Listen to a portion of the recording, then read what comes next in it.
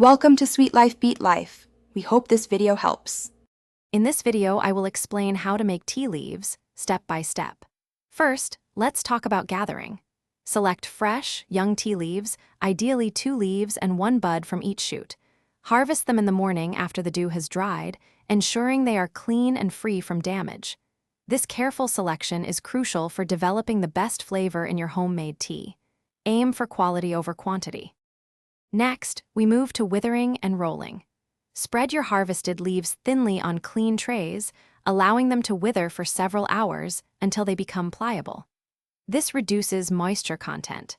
Then, gently roll the withered leaves to break their cell walls, releasing the enzymes necessary for flavor development.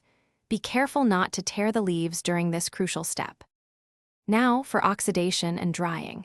Place the rolled leaves in a cool, humid environment to oxidize. This process develops the tea's color and aroma. The duration depends on the tea type you desire. Less time for green tea, more for black. Finally, dry the oxidized leaves thoroughly using low heat to halt the enzymatic action, preserving their unique characteristics. Finally, let's talk about storing and enjoying your homemade tea. Store the dried leaves in an airtight container, away from light and moisture, to maintain freshness. When brewing, use about 1 teaspoon of tea leaves for every 8 ounces of hot water. Steep for 2 to 3 minutes, adjusting to your preferred strength.